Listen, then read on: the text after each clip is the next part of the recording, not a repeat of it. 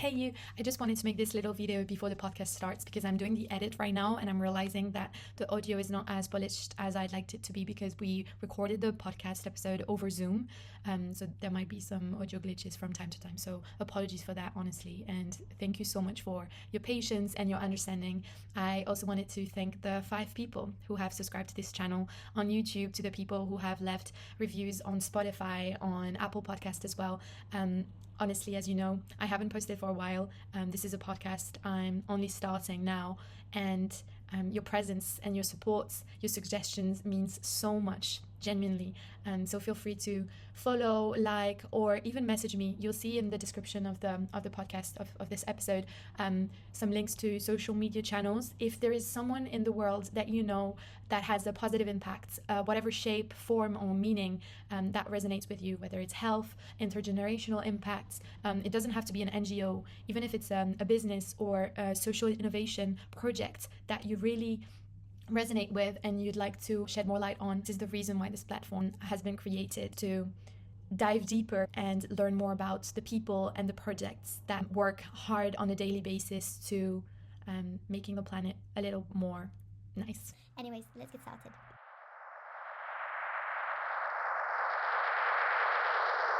Hi, I'm Iris, the host of Check the Silence, a platform where you get to meet people, projects, and ideas that have a positive impact on our planet, but are not often headlined in the mainstream media. People who spend more time acting than speaking, projects that give you perspectives and ideas that become actionable insights. I have just started Check the Silence platform, and even if good things take time, I would love for you to review, comment, or suggest anything to boost it. Thank you so much for joining this conversation and the Check the Silence movement. Let's go.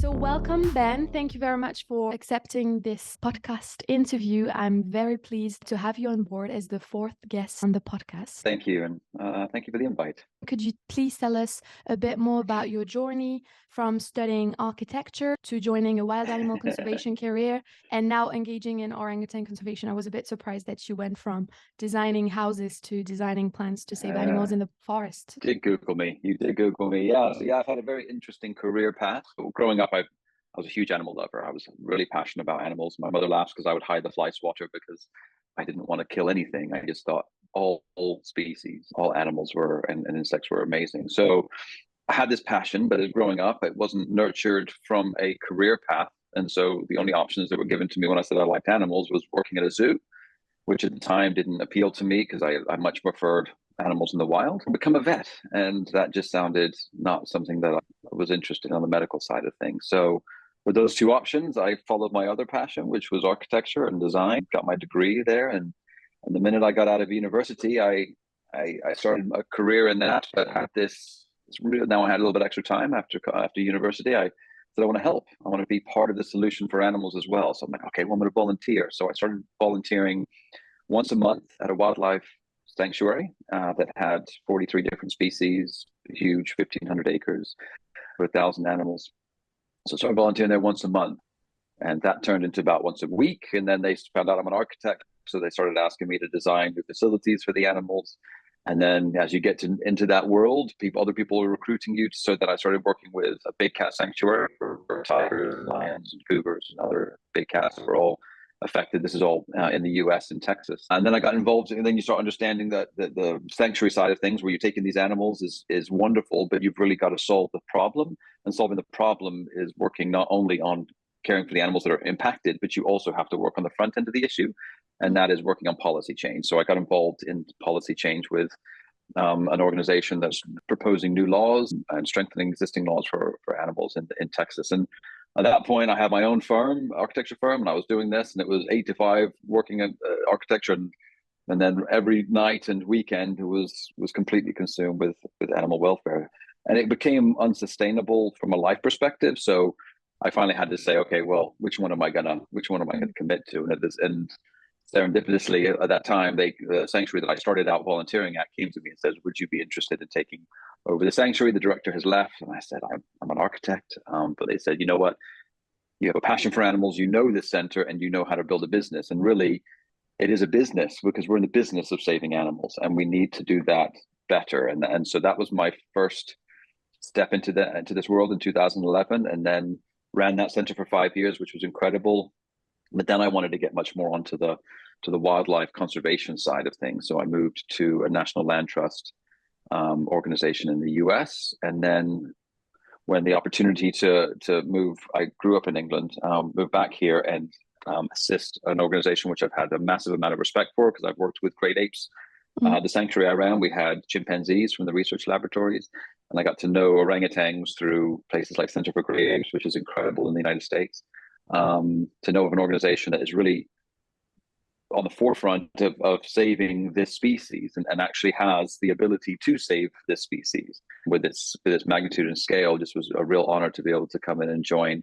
So I took over the UK office, and I run the UK office, and then we launched the US office a couple of years ago. So I run both of those. Wow. Okay.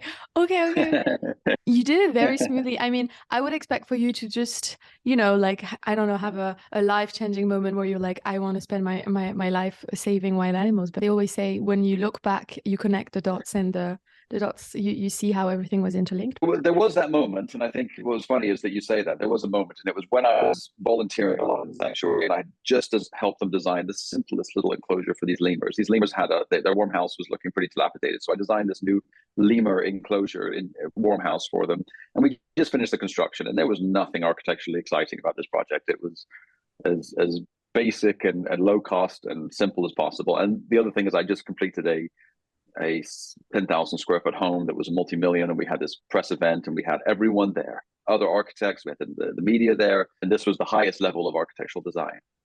And what's odd, what I realized is that I got more joy out of watching those lemurs enjoying that little tiny house, that warm house, than I did out of this unbelievable event that should have been the pinnacle of what an architectural career should feel like. And I think when I went home and I sat and I really thought about it, that was my aha moment, if there was one. It was like, well, hang on a second, why am I feeling this? And it's because that had impact. So that was kind of like when things started to look like, okay, maybe I am in the wrong area. Maybe I could put my passion and even my architecture passion into a different career path and have a different type of client. Another question which everyone asked me is, what does conservation work look like on a day-to-day basis? Because I can imagine you in a forest, but also behind a desk trying to supervise projects. What's the day-to-day reality of someone specialized in wild animal conservation? That's a great question, because I think one of the biggest barriers, I think, for people getting into this work is thinking that to do conservation requires you to go and live in the jungle for months on end and get inundated with mosquito bites and everything else. Now, there's a massive amount of work that needs to be done in the field, and there is wonderful people doing that. I am not one of them. I use my skills in a very different way. I mean, I live behind a computer screen most days. I do get out to the field every once in a while. I go out to see our projects. But what I'm trying to do is be that bridge between community and the work that we do. So what we want to do is get people connected to that field work, because that field work is so important when we are working to protect, monitor, restore a rainforest and rehabilitate orangutans to be able to have an opportunity to go back to the wild. All of that is vitally important. But to be able to do that work is a massive additional layers of teams that are not necessarily on the forefront of what might be in a documentary or whatever. They're the ones that are making all that possible, because, as they say, conservation without funding is conversation. So we need those conservationists, those people that are doing the impact work on the ground, to be able to have a support structure to do that. And that's bringing everyone from the individual, the children, to understanding this from an education perspective, to adults to be able to, that are passionate about this cause or don't know about this cause and want to learn more, corporations, foundations, governments, whomever it is. We need to make that link so that this issue becomes more in the forefront of people's minds, and we therefore can hopefully save the species from extinction. I read that we share 97% of our DNA with orangutans, and as someone who got to work with them, or at least focus a lot of your time on it, what is the most human thing that you've noticed in them? Yeah, I've worked with chimpanzees. They have 98%, orangutans 97%. I think when you work with great apes, you see such parallels between us, and then you also are reminded what's the 3% or 2% that separates us. And I must say that as you get closer to 100%, I get a little I think some of that 2% unfortunately is made up a little bit of selfishness that we create in the human world, that thinks that somehow we are above every other species and that this planet is here for our use without any regard. Why that exists in that 2%, I don't understand, but that seems to be it. Because when you look at great apes, they still live in a very balanced way with nature. We're sitting here trying to figure out how to fix the climate problem, which is a completely human-made problem. We know exactly what we're doing, yet we don't seem to want to make the change to even save ourselves, let alone all the other species that are on this planet. So the parallels I see with great apes, I actually think in many ways they're wiser than us, because they live in a way which allows their species to live in perpetuity without any risk. But trade was an interesting one when I work with great apes, is that they understand the concept of trade, that something that you're holding and something that they have, if they can understand that value set and say, okay, well, what I have is more interesting, I'll trade with you for that. So that's something you see. But when you look in the eyes of orangutans or chimpanzees or any great apes, you see a wisdom and a soul in there that we love to just call animals simple and dumb and what have you. But the minute you get to know these animals, any of that completely goes out the window, because these are incredibly complex, sentient, magnificently social animals that again share 97% of who we are. And simply because they can't speak our language, they speak a language, they just don't speak our language, does not make them any less valuable or important for their species to survive. And yet we've dwindled down to numbers that are near extinction. Yeah, you mentioned about how humans and all of us, and us included, tend to have like an anthropocentric vision where we see our surroundings as basically land for ourselves only and our own pleasures. In terms of orangutan conservation or great apes conservation, what are the lesser known challenges and the current challenges that they face on a day-to-day basis, and that you at your organization you're trying to tackle? Fundamentally, what is threatening this incredible species that basically just wants to be left alone, can do just fine on its own, does not need us to intervene to be able to save it. But the reason that we are having to intervene is 100% because of human impact. There's nothing natural that is pushing this species to extinction. I mean, many species have gone extinct because of the natural system, but this is not what is happening at any percentage for orangutans. Even climate change, which is a human impact thing, which is pushing them. But they're losing their homes. I mean, you can talk about all the different threats that are facing orangutans. And a lot of the things that are happening to orangutans are driven by the fact that they are losing their homes. And without a home, you're in this horrible circular path of where a habitat gets converted to agricultural land. Orangutans get compressed into smaller and smaller areas. They need massive areas depending on the area, but they have massive areas, many, many hundreds of hectares, to be able to get the fruit that they need to be able to survive. And so as you densify these, then they start moving into human areas, because as any life on this planet, including us, when you push to the brink, we will do what is necessary to survive. And then they start becoming pests, or they become a threat or a risk to human survival, and then their death is justified, right? So that is the fundamental issue of which we try to counteract with our work. So we rescue the ones that are needing rescue. We try to always keep an intact forest intact. That's the ideal, and obviously an intact population intact. That's the best solution, is to keep those existing ones intact. But where they have been affected, we have a moral obligation to try to make sure that those animals that are affected either can get back to the wild through a rehabilitation program, and if they can't for whatever reason, they have a dignified life in sanctuary, because they deserve at least that. But that's never going to be equal to a life in the wild, and we know that. So it's mainly loss of habitat and in general exploitation of land, and which is related to palm oil, and I wanted to ask you, surely involved in preserving the land of those apes, and do you think that truly sustainable palm oil can ever exist? I've heard at the University of Bath actually that they are developing an alternative to palm oil. I know that as soon as you put the word sustainable in front of something, it doesn't mean that it is, but there's also the Roundtable on Sustainable Palm Oil. Could you tell us a bit more about these initiatives and Sure. what's your take on it? Palm oil is one agricultural product, and it's become the poster child for the loss of habitat for orangutans, and justifiably so. It is the primary export for Indonesia, and so it has really been able to allow them to build their economy. The challenge that we run into with palm oil, before we get to sustainable palm oil, is that that acre for acre it produces more oil than any other oil. Its properties are far in excess of almost any other oil. So the concept of just saying switch to a different oil, or can we just stop it here, completely get rid of the entire global supply chain of palm oil, and we'll produce it elsewhere, creates an ecological disaster somewhere else. So this is where this issue becomes so complex. It's easy to say palm oil is bad, and again, it has been a major driver of habitat loss for orangutans. No one's denying that. So has mining, so has rice plantations, so has other illegal logging activities. But palm oil lives up there at the top.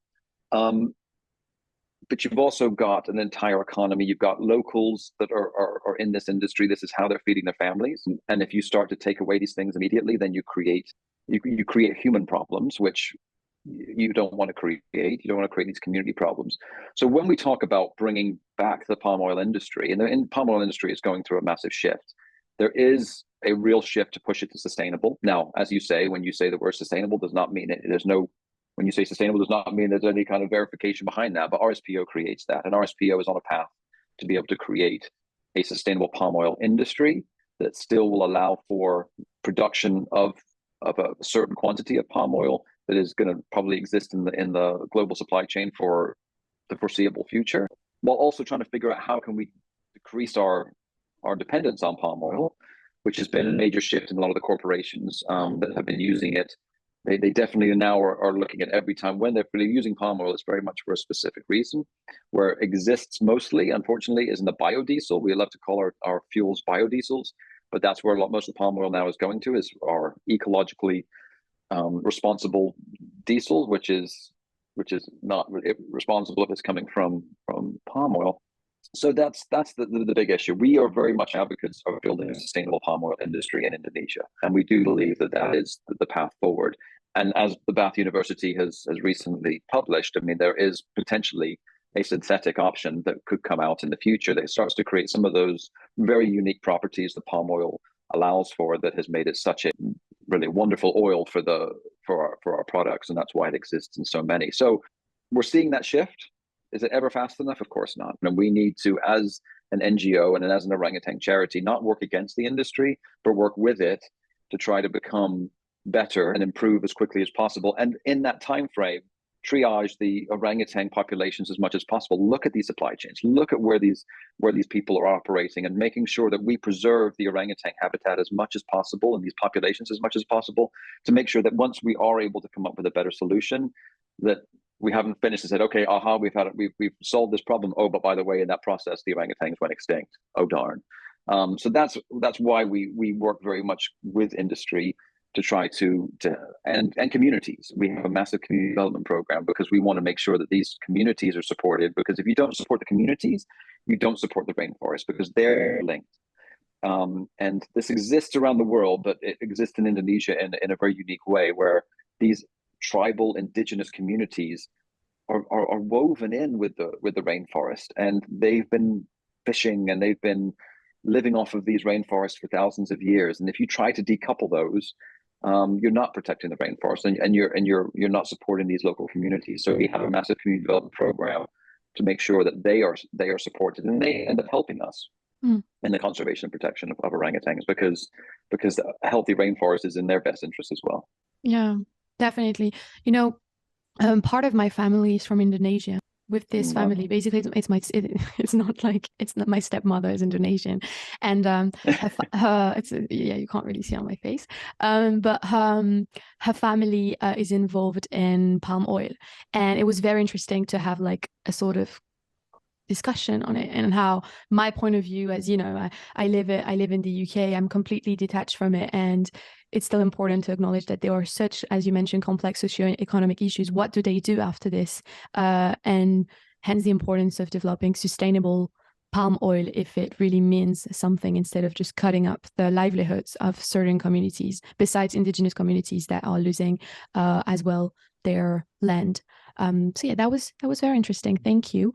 I was also wondering if we could talk more about how social media end up normalizing the presence of wild animals in our lives. Like, in my feed on Instagram, TikTok, especially, I think the youth, we are exposed to wild animals. Like I'll see a video of a cute orangutan wearing a diaper, and some accounts on Instagram are actually very good at portraying an image of well-being and how those orangutans are living in very healthy environments. If you see that they have food and they are surrounded with humans and they hug them, it's hard, especially because everything goes so fast, and then the next video will be something else. It's hard to detach and actually see how it can have an effect. Yeah, can you share your view on the exploitation of wild animals on social media, if you've been confronted to it, and if at BOS you're trying to find a way to raise awareness and try to kind of denormalize this in our feeds as well? No, it's a great point. The wildlife trade is a massive issue.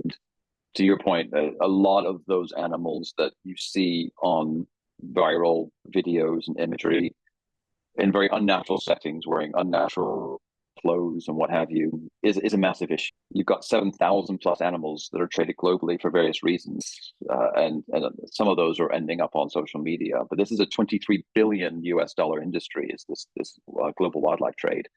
I mean, it's only fourth behind illegal drugs, the arms industry, and human trafficking. It's number 4, and yet it very seldom ever makes it into mainstream media feeds, because for whatever reason, Miley Cyrus's new boyfriend is more interesting.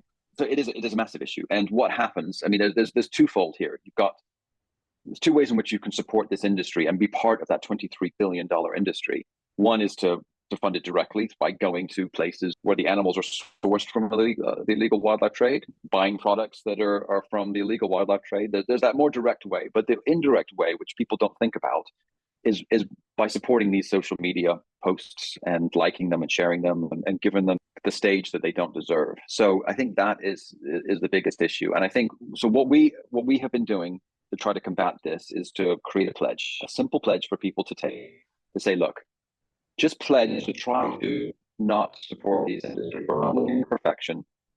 There's no grading on this. It's just, we want to give people tools to be able to understand what is good and what's not good. And once you've got basic tools and you go out into the social media world and you look at something, it's a lot easier to say, that doesn't feel right. Why is that monkey on a bicycle? Yes, it looks like it's happy. Yes, it looks like it's having a wonderful time. But that's not. I mean, as you probably have seen recently, there's an orangutan that is driving a golf cart. Well, that is an illegal. As we have looked into it, looks like a illegally trafficked orangutan that has gone over to somewhere in the Middle East, owned by a very wealthy person that is running a quote unquote zoo. And this orangutan with clothes on is going around on a golf cart.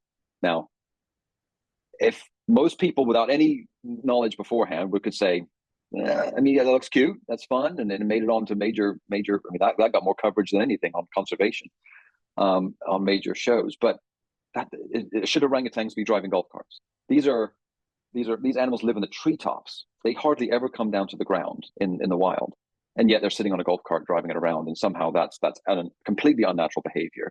In Thailand, we've been supporting a documentary called Eyes the Orangutan, which it follows the wildlife trade of orangutans over to Thailand to be used in shows where they're wearing dresses and bras and they're boxing and I mean, in completely unnatural settings. And these orangutans were taken from their mothers at birth, these babies, and put into this industry. We repatriated over 40 of them back to Indonesia, but many of them can't be released because of this lifestyle.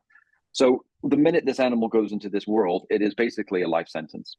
Doesn't matter if we save it or not. Very, very seldom can we ever give that animal the dignity and life that it lost the moment it was taken from the wild. So by supporting that, by liking it and sharing it and thinking, well, this one seems happy, you're only perpetuating that industry to say this is okay to show in the world, and we have got to stop that. So yes, we did create that pledge. We would love for people to take that pledge. We provide a whole toolkit for you, so you can kind of see imagery that this is bad, this is good, this is kind of in the middle. We'll always support people if they're not sure. They can report stuff to us if they want to, and we can take it further, because animals deserve dignity, and this is the most undignified life you could ask for a wild animal. Wild animals should not be exploited in this way.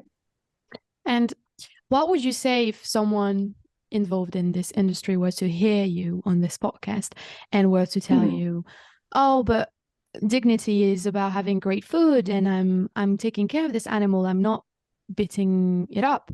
What would you say? Because dignity is becoming subjective. What would you say to this person? Okay, then I would simply say, if that's your definition of dignity, let me take you from your home. Let me put you into a prison. I will give you 3 square meals a day. You don't have to worry where that food comes from. You're going to live and in these bars and in this life, you probably are not going to get hit by a car. You're going to be less exposed to diseases because you're not in public. So I'm going to give you a dignified life in the cell of a prison, and you're going to get all the food. Please come with me. I don't think they would. Because if you give a sentient being the choice to have the risk of living in the wild and having a wild existence, or having this quote unquote dignified life in a captive environment, which sadly most of the times behind the scenes what you're not seeing is atrocious. So it's not even a happy life. I mean, what happens on stage and what happens behind the scenes are vastly different, and what happens on social media on the camera and what happens behind the scenes are vastly different. But even if it was an okay behind the scenes scenario, the minute you take an animal's freedom away from them, we won't accept that. We won't accept that as humans. That our freedom is important to us, and yet we don't think that an animal's freedom is important to them. We think that somehow that can be taken from them, and that's okay. So if that person's okay to go live that lifestyle, then so be it. But I would very much doubt that's the case. And I imagine that there are also parameters of health. Like it can be dangerous for the wild animals, isn't it? Like to just live with humans. Can't we transfer diseases to? That's the truth. Yeah, I mean, a wild orangutan is much more protected from disease in the wild, because yes, as you say, 97% of our DNA is the same. So they get the common cold from us. They can get HIV from us. They can get tuberculosis from us, which we've had orangutans all affected by this. They even were getting COVID. COVID transferred to orangutans. So the minute the pandemic happened, everyone was shutting down. Well, we were shutting down too, because we had to protect our 400 plus orangutans in our rescue centers from getting COVID. We weren't worried about the wild populations, but we sure as heck were worried about our 400 plus living in our rescue centers because of the human exposure. So they are much more vulnerable from disease in close proximity to humans than they ever are in the wild. So you mentioned about how certain animals were isolated, and of course from the wilderness and from the forest. This is a hot take or not. I always wondered if putting animals in zoos were a good idea, and what would be the backup solution if the destruction of their natural habitat did not stop. Accredited responsible zoos, just the same way as responsible sanctuaries and responsible conservation programs, because there's many out there in both worlds that are irresponsible in the way they operate. But the responsible zoos under the SSP programs, species survival programs, are a very important piece in making sure that we keep the species. We have got to preserve all of them, because climate change is bad, but it can be reversed, right? So we can solve that problem and we can fix it and we can reverse it, and the climate will heal. The minute you lose a species, there's no going back. I mean, they're talking about trying to resurrect the mammoth, I think it was, or something like that.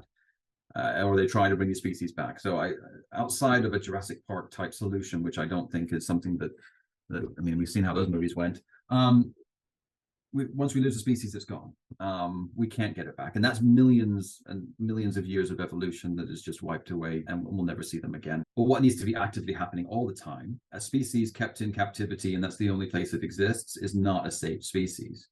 That's a safe DNA. It's not a safe species. That species, that's like saying, I could round up 100 people and that's enough of a DNA to be able to save the human species, and I'm going to stick them in a jail and we've saved the human race. Well, no, you haven't. But you haven't saved our society and our culture and all of the uniqueness that makes us human just by saving our DNA in a box. And the same is true for every species. And the SSP programs and the zoos are very active in working in these landscapes to try to protect and restore the existing habitats. And then hopefully at some point, it's very difficult, but maybe have to release captive animals and try to rewild them, which is a very complex issue. It's much easier to keep a wild knowledge base in the wild than it is to try to, us as humans, which we're not good at this.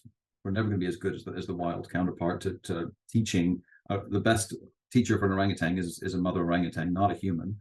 So we never want to have to step in and take that role. We will, and we do because we have to. So that is where the zoos play a key role with the many other conservation organizations in the world to make sure that we are all working towards saving as many species as we can. The same way that there's sanctuaries that call themselves as sanctuaries and they let humans interact with wild animals, which in irresponsible ways is not good. And there are many things that label themselves as zoos, but are really entertainment facilities for people to have these irresponsible human interactions with animals.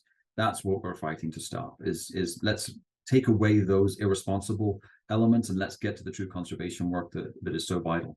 What's the most impactful thing we can do to protect orangutans, great apes? Is it to stop consuming certain products? How can we protect wild animals from where we are? The most important thing is just to be part of the solution. There's no perfection that any of us can attain, but I don't think perfect should be the enemy of good. Let's just all be better. And if everyone is better, then that cascading effect of impact has a sizable impact. And to do that, we need to educate ourselves, because when you know better, you do better, right? Maya Angelou. So if you know better, you do better. And so that's why we've been so active in trying to give people the education, the tools, and the community to be able to do that. So if you join us as a community, then we together can help each other be better. And that's why we came out with our wildlife pledge, which is to try to help people not be part of the issue when it comes to the wildlife trade industry, and giving people those tools. And yes, we don't want you to go fly across half the way around the world to go to an irresponsible wildlife show. Mm-hmm. But more importantly, because I mean that's a big thing, but on a day-to-day life, when you're swiping through your phone, that's when you should also be making your decisions about what you pause on and what you look at and what you is just start to understand what is right and what's wrong. And we also have our palm oil pledge, which again talks about that, and it's to try to remove unsustainable palm oil from our purchasing, because all of these industries and all these corporations are driven by their consumers, and we don't believe that our single vote that we make by not buying their product or making a claim to them or standing up against this matters. But I can tell you it does, and that is, we're seeing a massive shift in that industry, and it's all driven by the consumer. So making those decisions, going to sustainable palm oil to be able to support that industry, to allow it to grow to where it needs to be, choosing products that don't use or using other products that use other oils, and moving away from showing the unsustainable palm oil industry that they don't have a future. You need to be sustainable. You need to be part of that world and get part of that world, because they all have a path that they can take to that world. And if we can drive them there while we continue to reduce and come up with other ways, then we will eventually, and then also help these communities evolve into other industries if we are finding that they can't continue in this unsustainable palm oil. So we work with local communities to do that. Those are the things that we need to do. For those that don't know, Jakarta is not the capital, it's Bogor, but Jakarta is the major financial element of city, kind of the New York of Indonesia, and it's sinking. So they do realize that they need to move, and they are relocating the capital city to Borneo, to East Kalimantan. Very close to our rescue center in East Kalimantan, Samboja Lestari. Mm-hmm. All we can do is know that the Indonesian government wants to, through their claims, they want to ensure that they protect the Bornean orangutan for the long term. And this is a species that used to live across Southeast Asia. So they're basically holding the last section of this species. It used to exist in other places within Southeast Asia, but those have all disappeared over the generations. So they're the last stronghold for orangutans, and they're willing to protect it. So I think we should be very thankful to them for doing that.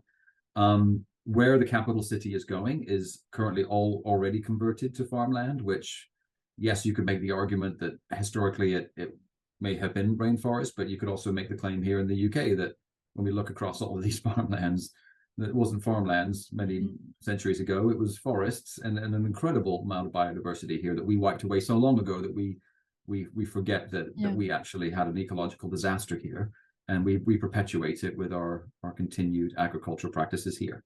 It's just happened so long ago that it's not in our, it's that shifting baseline concept. It just hasn't happened in our recent past. So that capital is and they want to create a green capital. So we're working again, just like we do with industry, we work with the Indonesian government. We're working with them to make sure that what they do, they have the most informed information to be able to make the best decisions and implementation of a capital in Borneo, so that way it is least impactful to the Bornean orangutan as it can be. That's amazing that you get to, and I mean, you built it through time and with your expertise, but that you get a seat at the table. I think that's very powerful already. And thank you for also reminding of the importance of our consumption at the individual level, but also our consumption of social media. And I feel that it's true that because there's so much data and so much content we're exposed to, we tend to forget that we create and we set the trends by liking, by staying on a video.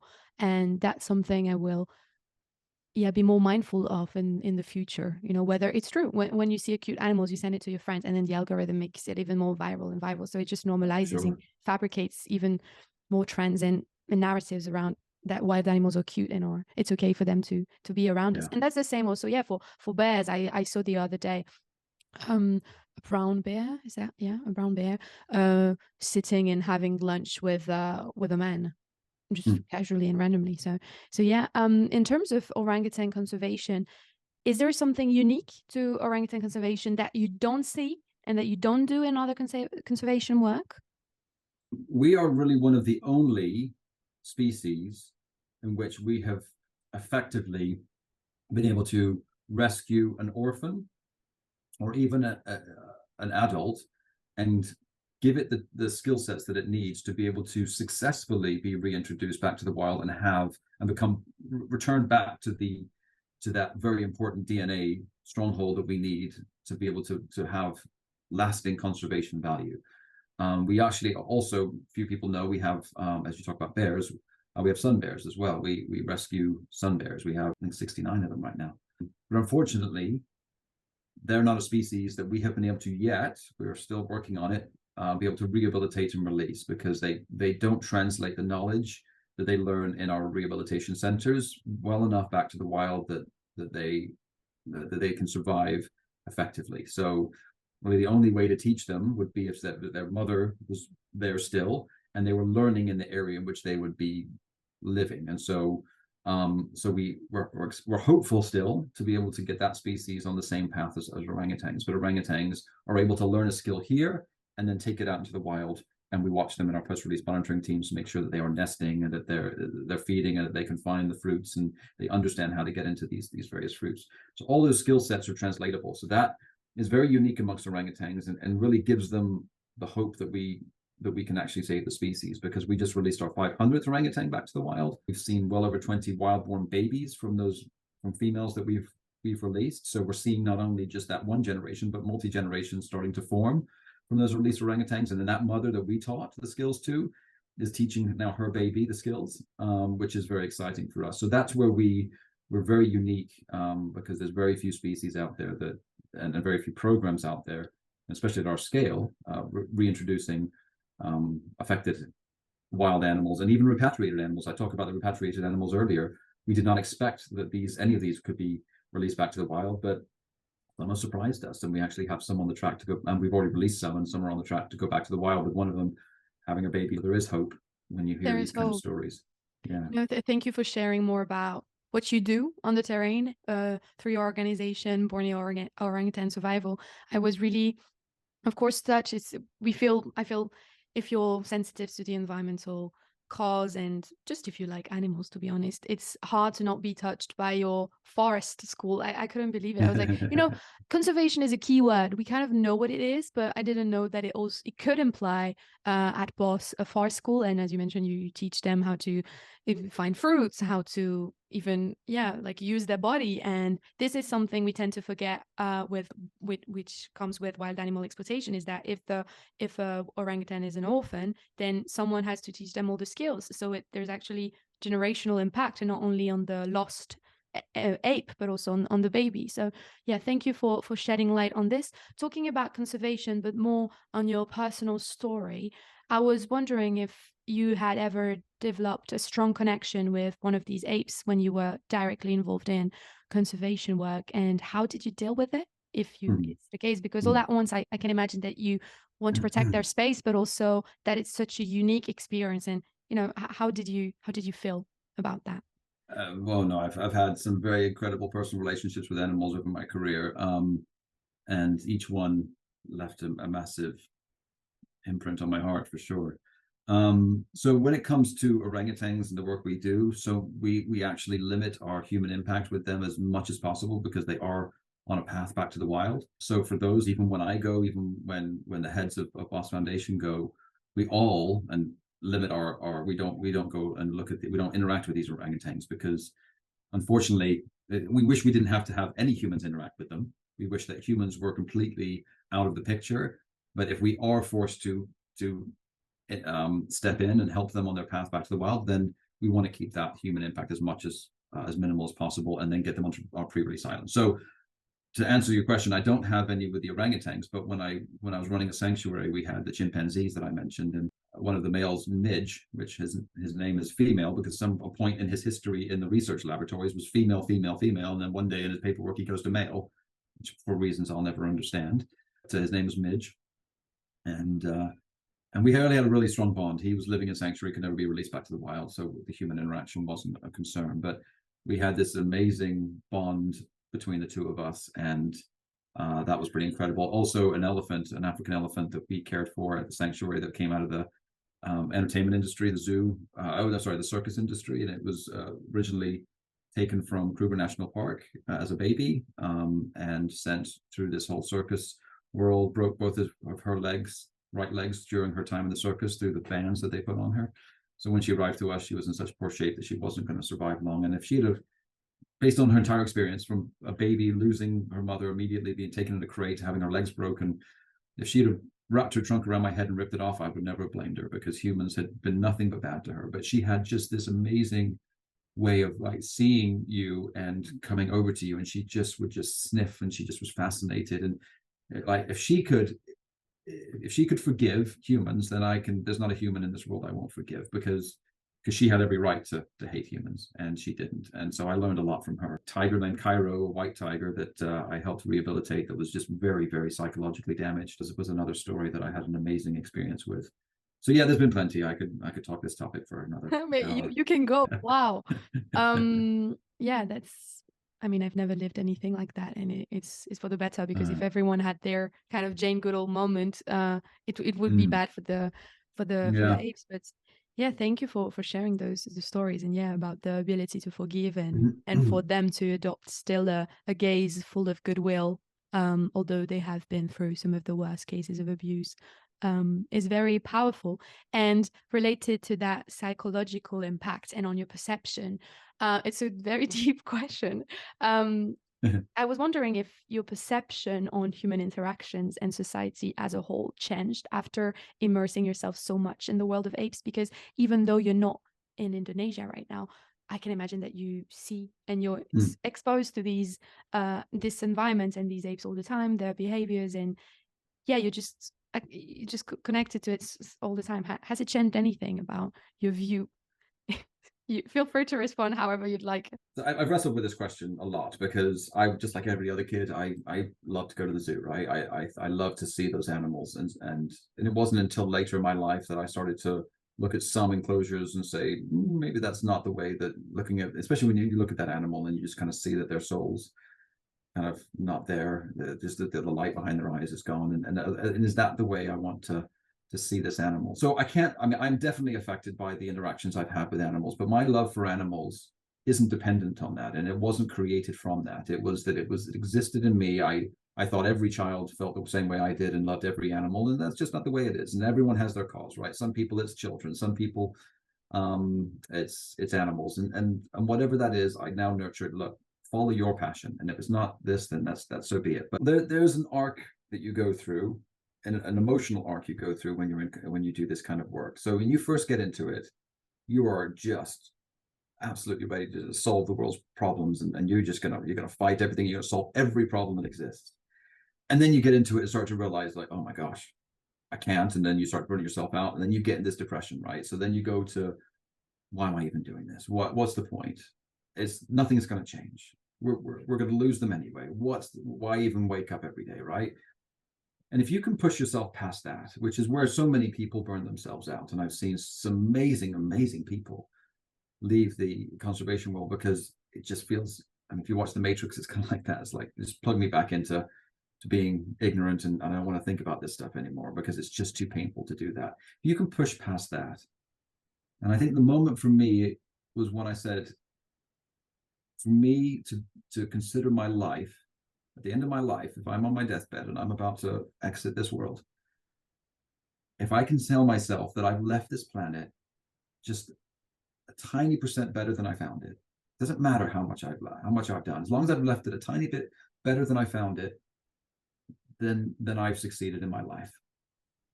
And now I hope to be able to leave it much better than I found it. But if I live to that ideal, then it becomes encompassing and emotionally encompassing, and it starts to be detrimental.